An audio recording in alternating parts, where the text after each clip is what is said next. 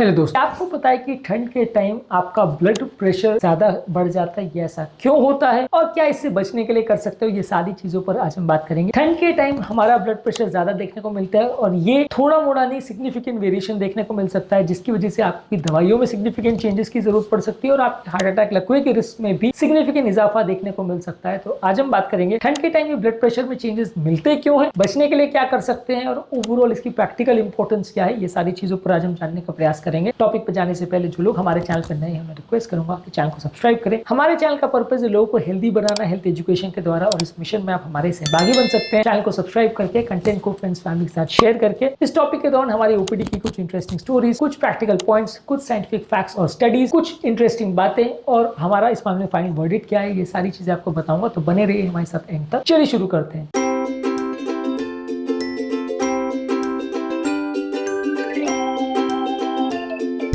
क्या ठंड के मौसम में आपने नोटिस किया है कि आपका ब्लड प्रेशर सिग्निफिकेंट वेरिएशन देखने को मिलता है? क्या आपको ठंड के दौरान दवाइयों की ज्यादा जरूरत पड़ती है? कमेंट सेक्शन में लिखकर हमें जरूर बताएं। ठंड के टाइम आपकी रक्त नलियां सिकुड़ जाती है। ठंड के प्रभाव की वजह से वैसो कंस्ट्रिक्शन होता है, जिसका बेसिकली मतलब है कि रक्त नलियां थोड़ी सिकुड़ जाती है और ये नैरो रक्त नलियों से जब ब्लड का बहाव होता है तो उसका इंटरनल प्रेशर बढ़ जाता है, जिसकी वजह से ओवरऑल हाई ब्लड प्रेशर देखने को मिलता है। ओवरऑल ठंड के टाइम ये वैसो कंस्ट्रिक्शन काफी ज्यादा केस में देखने को मिलता है। अमेरिकन जर्नल ऑफ हाइपरटेंशन में 1998 में बताया गया था कि एवरेज 5 से 7 मिलीमीटर लोगों का ब्लड प्रेशर ज्यादा होता है विंटर मंथ्स में as compared to summer months. इसके अलावा जर्नल ऑफ ह्यूमन हाइपरटेंशन में लगभग 60,000 पार्टिसिपेंट चाइना में एक स्टडी उन पर हुई थी, जिसमें बताया गया था कि सीजनल वेरिएशन सिग्निफिकेंट देखने को मिलता है और यहाँ पे लगभग 8 से 10 मिलीमीटर तक का वेरिएशन देखने को मिला था। इसके अलावा ठंड के टाइम सिंपैथेटिक नर्वस सिस्टम यानी बॉडी के स्ट्रेस हार्मोन ज्यादा एक्टिवेट हो जाते हैं। ये स्ट्रेस हार्मोन्स आपके हार्ट रेट और ब्लड प्रेशर दोनों को बढ़ाते हैं, जिसकी वजह से ज्यादा ब्लड प्रेशर देखने को मिलता है। ठंड के टाइम अक्सर लोग एक्सरसाइज भी कम करते हैं। ये फिजिकल एक्टिविटी कम होने की वजह से भी, जो एक्सरसाइज की वजह से ब्लड प्रेशर में आपको फायदा मिलता है, वो एडवांटेज लूज हो जाता है। लोगों का वजन भी ज्यादा बढ़ता है, इससे भी अक्सर लोगों को ब्लड प्रेशर की प्रॉब्लम देखने को मिलती है। ठंड के टाइम अक्सर वैसे भी लोग ज्यादा कार्बोहाइड्रेट्स खाते हैं, ज्यादा मीठी चीजें खाते हैं, ज्यादा सॉल्ट वाली चीजें खाते हैं, तो ये डाइटरी चेंजेस की वजह से भी अक्सर नमक का इंटेक अगर बढ़ जाए तो ब्लड प्रेशर ज्यादा देखने को मिलता है। ज्यादा रिफाइंड कार्बोहाइड्रेट्स भी अगर आप खाओगे, यानी मैदे की चीज ज्यादा खाओगे, कुकीज, बिस्किट, चॉकलेट जिसे लोग ज्यादा खाते हैं खासकर वेस्टर्न कंट्रीज में, तो वैसे चीजों से भी ब्लड प्रेशर बढ़ जाता है। ठंड के टाइम ये डाइटरी चेंजेस की वजह से आपका बॉडी वेट बढ़ जाता है। जब बॉडी वेट बढ़ता है तो बॉडी का इंटरनल रिस्पॉन्स चेंज हो जाता है, इससे भी ब्लड प्रेशर बढ़ता है। ठंड के टाइम यदि सडनली आपका टेम्परेचर बॉडी का चेंज होता है, यानी आप घर से सडनली बाहर जा रहे हो या घर के अंदर जा रहे हो, तो ये सडनली टेम्परेचर चेंजेस की वजह से भी बॉडी पर सिग्निफिकेंट स्ट्रेस पड़ता है, इससे भी ब्लड प्रेशर में सिग्निफिकेंट चेंजेस देखने को मिल सकते हैं। ठंड के टाइम अक्सर लोगों की दवाइयां का कंप्लायंस भी गड़बड़ा जाता है। अक्सर लोग जहां बहुत ज्यादा बर्फ या ठंड पड़ती है डॉक्टर के पास नहीं जा पाते, छुट्टियां ज्यादा लेते हैं, घूमने फिरने चले जाते हैं, तो इसकी वजह से अक्सर लोगों की दवाइयों का कंप्लायंस ठंड के टाइम ज्यादा गड़बड़ देखने को मिलता है as compared to regular months. यानी कि जो व्यक्ति रेगुलर साल भर दवाई अपनी रेगुलर लेता है, उसके गड़बड़ या दवाइयों में होने के चांसेस ठंड के टाइम थोड़ा ज्यादा रहती है। इसके अलावा वेस्टर्न कंट्रीज में जहां हाउस में इंडोर हीटिंग का सिस्टम रहता है, वहां पे बताया गया था कि जो घरों में प्रॉपर हीटिंग सिस्टम्स का प्रयोग नहीं होता और घर को प्रॉपरली गर्म नहीं रखते, या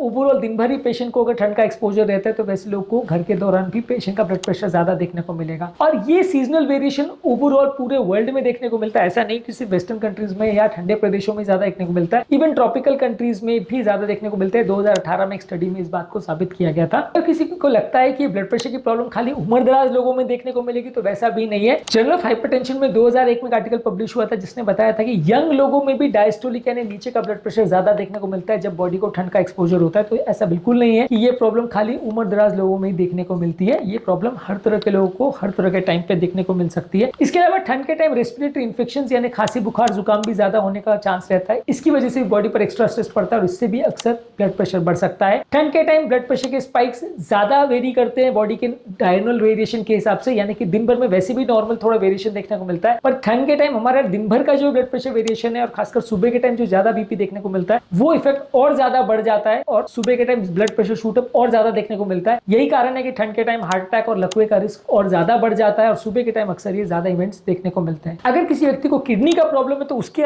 बॉडी में ये टेम्परेचर चेंजेस और इससे रिलेटेड ब्लड प्रेशर के चेंजेस ज्यादा देखने को मिलेंगे। तो किडनी के पेशेंट्स में ये बीपी का प्रॉब्लम और ज्यादा बढ़ जाता है ठंड के टाइम। यदि ठंड के टाइम थोड़ी देर के लिए भी आपकी बॉडी अगर सडन ठंड को एक्सपोजर होती है बॉडी का, या थोड़ी देर के लिए भी अगर बहुत सीवियर कोल्ड का आपकी बॉडी को एक्सपोजर होता है, तो वैसे केस में भी सिग्निफिकेंट ब्लड प्रेशर बढ़ा हुआ देखने को मिलता है। एम्बुलेटरी ब्लड प्रेशर की जो स्टडीज हुई है जहां पे कंटिन्यूस बीपी की रिकॉर्डिंग होती है, वहां पे इस इफेक्ट को कंफर्म किया गया है कि सिग्निफिकेंट चेंजेस देखने को मिल सकते हैं। तो ओवरऑल हमने जाना कि बहुत सारे ऐसे तरीके हैं जिससे ब्लड प्रेशर बढ़ सकता है ठंड के टाइम। और ऑब्वियसली जब ब्लड प्रेशर बढ़ेगा तो हार्ट पर लोड पड़ेगा, हार्ट फेलियर होगा, हार्ट अटैक लकवे का रिस्क बढ़ेगा, कई तरह की प्रॉब्लम्स होगी। प्रैक्टिकली हमारी ओपीडी में भी अक्सर इस तरह के पेशेंट्स आते हैं जिनको ठंड के टाइम ज्यादा दवाइयों की जरूरत पड़ती है और उनकी दवाइयों के डोजेस हमको कुछ हद तक बढ़ाने पड़ते हैं, जिनकी दवाइयों को हमको नंबर्स अक्सर बढ़ाने पड़ते हैं और उनका कंट्रोल ओवरऑल ठंड के टाइम बढ़ जाता है। रिसेंटली भी हमारे पास एक पेशेंट आया था जो सामने से खुद ही बोल रहे थे कि उनका ठंड के टाइम उन्होंने नोटिस किया है कि उनको बीपी की दवाइयां ज्यादा लेनी पड़ती है। तो कई पेशेंट खुद ही इस बात को सामने से लाते हैं, नहीं तो आप एज ए डॉक्टर भी जज कर सकते हो कि आपको पहले के कंपैरिजन में ज्यादा दवाइयां देनी पड़ रही है। ये सब चीजों से बचने के लिए ऑब्वियसली दवाइयां तो है, पर बॉडी को यदि आप गर्म रखेंगे तो इससे आपका ठंड का एक्सपोजर कम होगा, बीपी का इफेक्ट कम होगा। घर पर यदि आप ज्यादा एक्टिव रहेंगे, लाइट एक्सरसाइज, योगा और इंडोर वॉकिंग करेंगे तो इससे भी बीपी मेंटेन रहेगा। खाने का विशेष ध्यान रखिए, नमक कम रखिए, मैदे की चीजें कम रखिए, विंटर स्नैकिंग ज्यादा मत करिए, पोटेशियम वाली चीजें जैसे पालक, मेथी, बीन्स, ये सारी चीजों को ज्यादा लीजिए, रेगुलर अपनी दवाइयां लीजिए, रेगुलर ब्लड प्रेशर को चेक करिए, सडन बॉडी को कोल्ड का एक्सपोजर मत करिए, घर पर भी टेम्परेचर को प्रॉपर्ली मेंटेन करिए और मानसिक तनाव और खासकर एंजाइटी, डिप्रेशन जो कि ब्लड प्रेशर को बढ़ा सकते हैं, इसको भी अवॉइड करिए। ठंड के टाइम ये भी ज्यादा देखने को मिलते हैं। ये सारी चीजें करके आप अपने ब्लड प्रेशर के कंट्रोल को बेटर कर सकते हैं और दवाइयों के बढ़ने की जो चांसेस होते हैं ठंड में उसको कुछ हद तक अवॉइड कर सकते हैं। उम्मीद करूंगा कि आज के टॉपिक में कुछ नई बातें जानने को मिली होगी। ब्लड प्रेशर के बारे में आपका क्या ओपिनियन है और आपका क्या एक्सपीरियंस है, कमेंट सेक्शन में लिख में बताएं। अगली बार जब ठंड के दौरान आपकी बीपी की मेडिसिन कुछ बढ़ी हुई महसूस हो तो इस टॉपिक को जरूर याद रखिएगा और इसको अपने फ्रेंड्स फैमिली के साथ शेयर करिएगा। शायद उनको भी इस टॉपिक से सिग्निफिकेंट फायदा मिले और अपनी लाइफ को इंप्रूवाइज करने में मदद मिले। टॉपिक एंड करने से पहले जो लोग हमारे चैनल पर नए हैं उन्हें रिक्वेस्ट करूंगा चैनल को सब्सक्राइब करें। हमारे चैनल का पर्पस है लोगों को हेल्थ एजुकेशन के द्वारा हेल्दी बनाना और इस मिशन में आप हमारे सहभागी बन सकते हैं। चैनल को सब्सक्राइब करके, वीडियोस को लाइक करके, कंटेंट्स को फ्रेंड्स फैमिली के साथ शेयर करके। हमें आपके कमेंट्स का भी इंतजार रहेगा। आपके कमेंट्स हमें जानने में मदद करते हैं कि हमारा कंटेंट आपको कैसा लग रहा है और हम इसे कैसे इंप्रूवाइज कर सकते हैं, हमें मोटिवेट भी करते हैं। प्लस यदि आपकी कोई हेल्थ रिलेटेड प्रॉब्लम है तो आप हमें वो बताएंगे तो हम उन्हें भी सॉल्व करने का प्रयास करेंगे। तो कमेंट्स करते रहेगा, आपके कमेंट्स का हमें इंतजार रहेगा।